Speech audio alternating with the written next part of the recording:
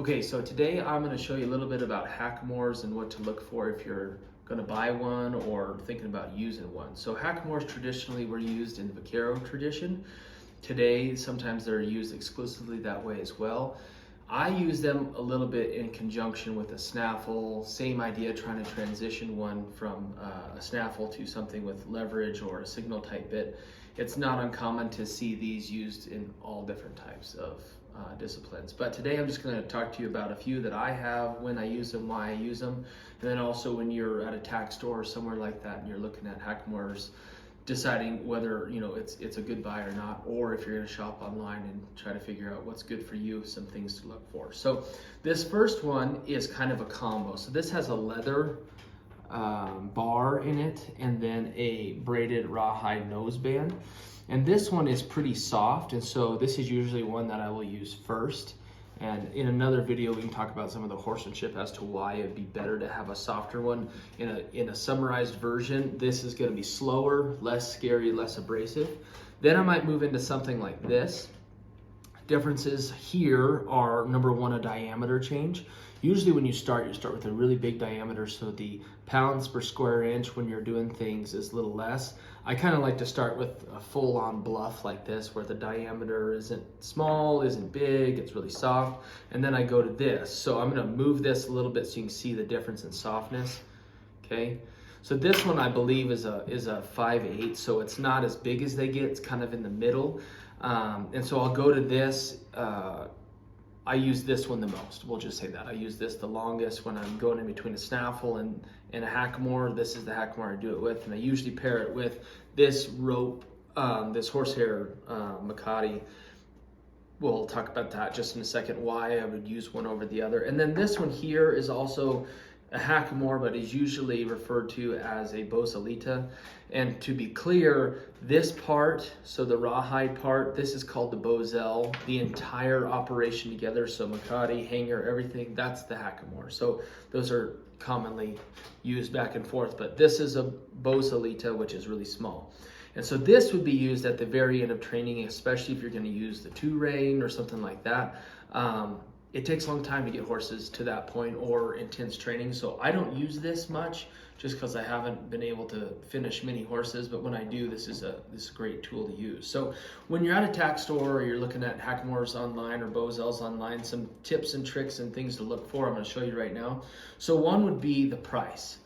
Usually, if it's expensive, it's expensive for a reason. Now, that's not to say you need to spend a ton of money, but just know if you see something that just is, the price is too good to be true, that's probably the case. It's probably not worth you buying. Now, especially with Hackamores and Bosels, you can trade, or you can find these affordably in some places where people may or may not know the value, or you can, swap something you have for that. So this first one I got in trade a long time ago. Some good things I like about it: the gauge, so how thick the rawhide is. That tells you a lot. If it's really thin, it'll break down quicker, so the thickness of that helps. Also, this leather cheek, typically you'll see that not necessarily in a cheaper one, because there are definitely some expensive ones that have that, but you can kind of see there that there's some quality, whether the braiding's good, the gauge of the material, things like that. Also, how big the heel knot is.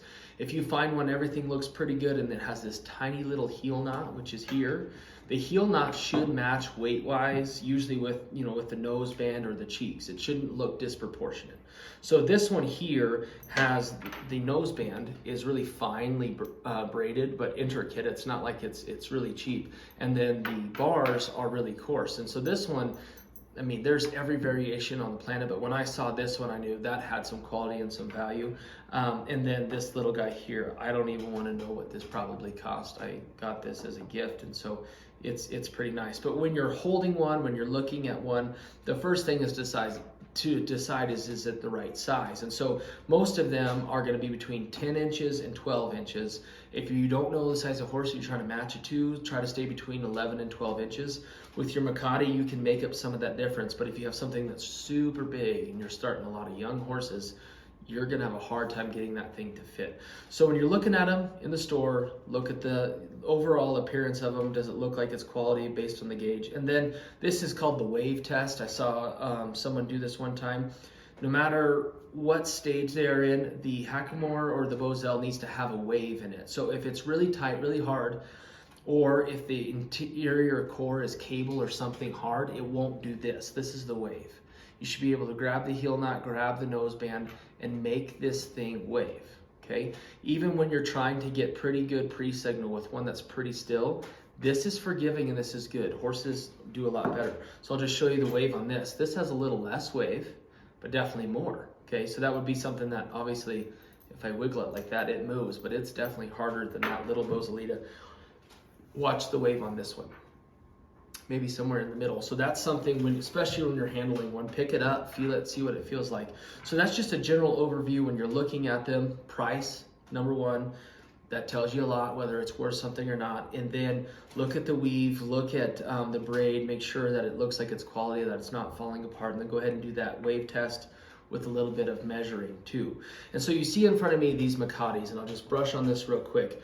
This is an entire piece. So if you go and get a Boselle, you're going to need to get a Macati of some sort. So budget-wise, this is a yacht braided synthetic rope. Works really good.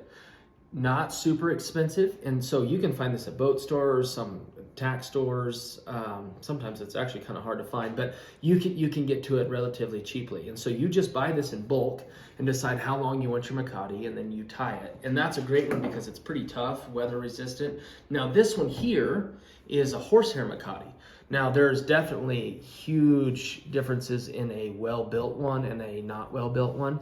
This one is probably in the middle somewhere. It's pretty raspy, and in another video we can talk about why you would use this, but you need to decide what you're going to use. The biggest thing to remember when you're matching these together is your Macati should be the exact same diameter as your cheek. Okay, so you can either hold it up there or you can actually take a caliper and measure that. So those two are the same. That has a lot to do with balance. If I were to stick this big Macati on this little Bosalita, that wouldn't work. So this guy does require about a 5/16 inch Macati if you're going to use it that way, or you can use it certainly as a get down too. So in other videos we can talk about this knot, why you tie it, how far up, how to match this onto a horse. Fit is something that is kind of continual. This is kind of like hats, all different things in Western culture, that it's not done. You know, no horse is done, no Boselle is perfect. So you're gonna have to do a little bit of shaping here and there, and every horse is different. So these are 3 different types, a few things to look for. Certainly take a tape measure with you if you're going somewhere to buy something. I left this electrical tape because this will kind of go into our fit video.